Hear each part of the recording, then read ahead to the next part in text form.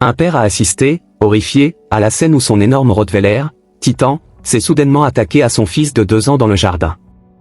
Le chien a plaqué le petit garçon en pleurs au sol, ses puissantes mâchoires claquant à quelques centimètres de son visage. Terrifié et furieux, le père a éloigné la bête, persuadé qu'elle était devenue incontrôlable. Mais des heures plus tard, aux urgences vétérinaires, la vétérinaire a interrompu l'examen et s'est tournée vers le père, livide. En 20 ans de pratique, a-t-elle murmuré, je n'ai jamais rien vu de pareil.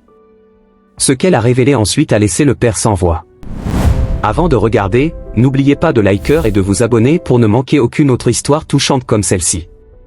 Et dites-nous en commentaire d'où vous regardez et quelle heure il est.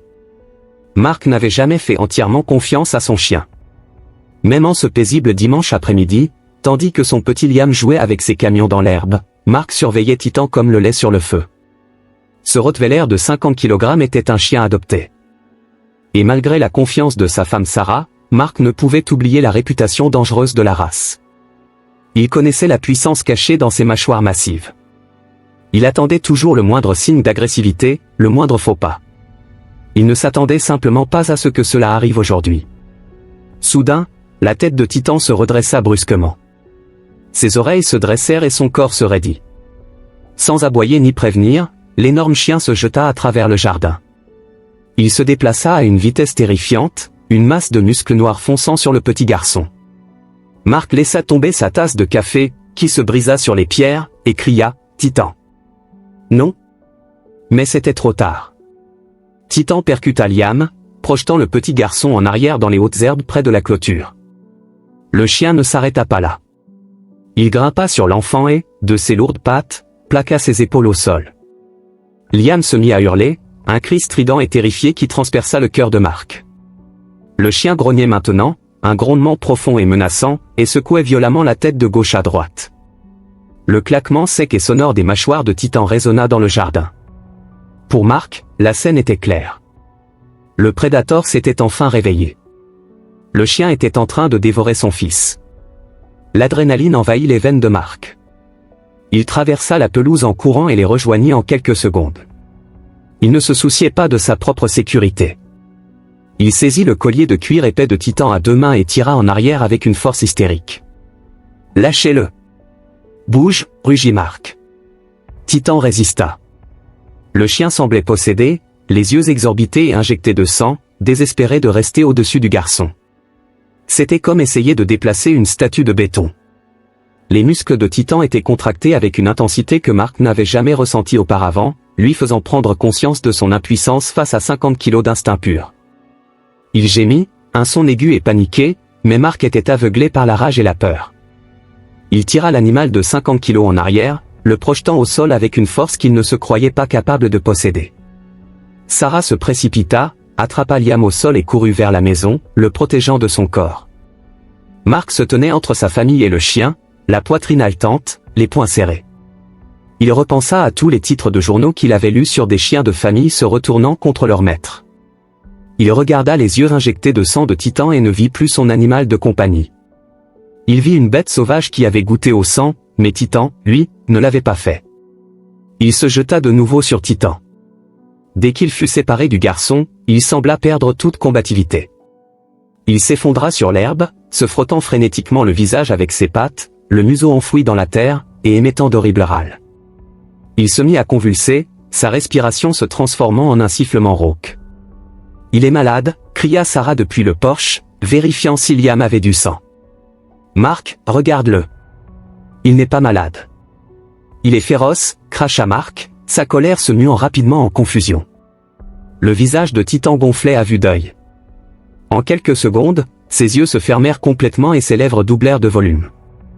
Sa langue, habituellement rose et humide, avait pris une teinte violette sombre et terrifiante, pendant hors de sa bouche comme si elle n'y tenait plus. « Monte dans la voiture !» ordonna Marc d'une voix tremblante. « On va chez le vétérinaire d'urgence. » Il attrapa Titan par la peau du cou, le traînant et le portant jusqu'au SUV. Il le jeta à l'intérieur. Il claqua la porte du coffre et regarda Sarah. « S'il a attaqué Liam, il ne rentrera pas à la maison, Sarah. Tu le sais. » Sarah hocha la tête, les larmes ruisselant sur ses joues, serrant Liam contre elle. Miraculeusement, il n'avait pas une seule égratignure. le trajet jusqu'à la clinique fut un calvaire. Marc conduisait vite, les jointures blanchies par le volant.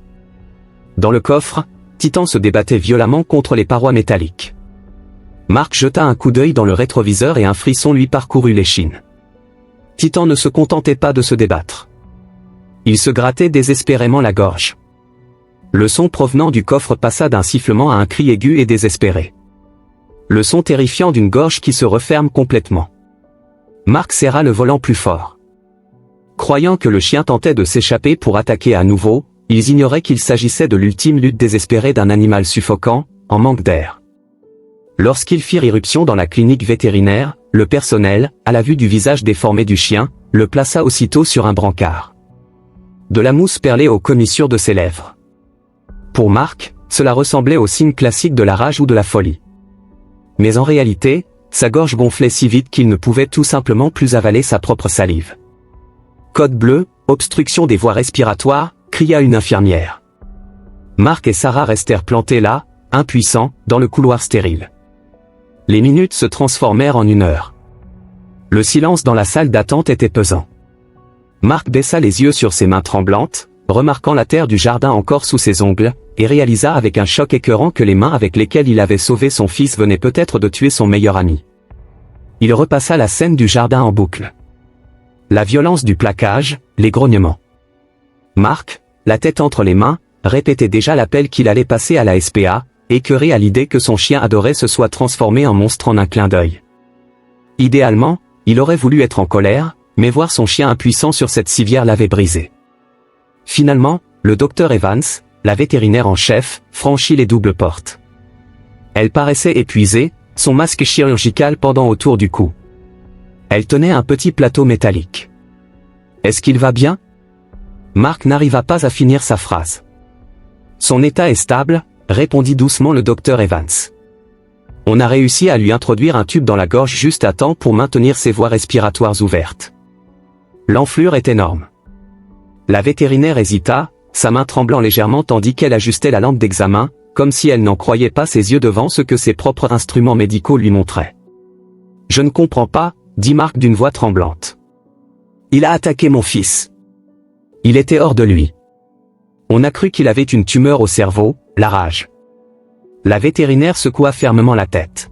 « Il n'a pas attaqué votre fils, monsieur Peterson.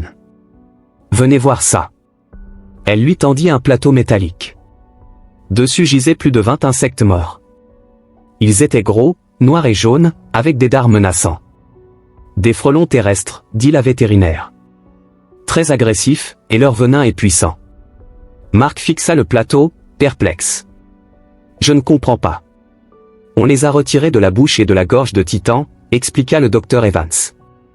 Et il a des piqûres partout sur la poitrine et le ventre.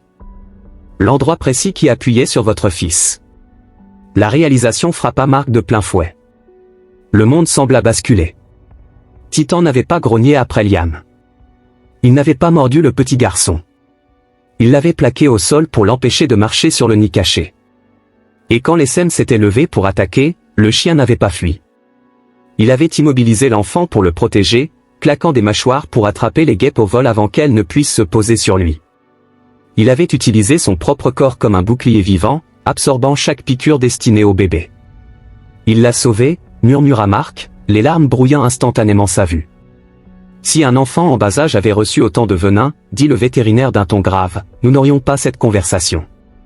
Votre fils n'aurait probablement pas survécu. Ce chien a pris la balle pour lui. Marc s'effondra.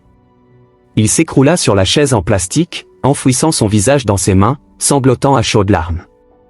La culpabilité l'écrasait. Il avait traîné le héros au loin.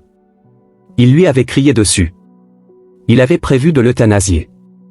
Pendant ce temps, Titan suffoquait, mourant en silence pour protéger la meute.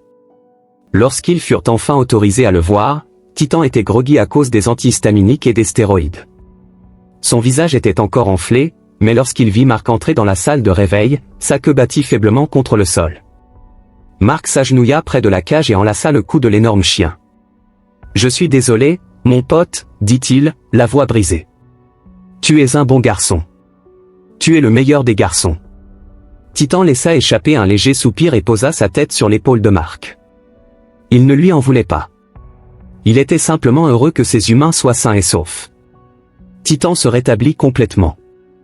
Et à partir de ce jour, la vie dans la maison des Peterson changea à jamais. Titan n'est plus seulement un animal de compagnie. Il est le gardien de la maison. Il a la meilleure place sur le canapé, un steak pour son anniversaire et un respect absolu. Mark ne doute plus jamais de lui. Désormais, lorsqu'ils sont assis dans le jardin et que Titan lève la tête pour écouter le vent, Mark ne ressent plus de peur. Il éprouve de la gratitude, car il sait que ses 50 kilos de muscles ne sont pas là pour menacer sa famille. Ils sont là pour mourir pour elle s'il le faut. Cette histoire vous a-t-elle touché? Pensez-vous que les chiens sont des anges envoyés pour nous protéger? Oui ou non? Dites-le nous dans les commentaires ci-dessous. Si vous avez aimé cette histoire, abonnez-vous à la chaîne et laissez un like. Merci beaucoup d'avoir regardé. À bientôt pour une nouvelle vidéo. Passez une excellente journée.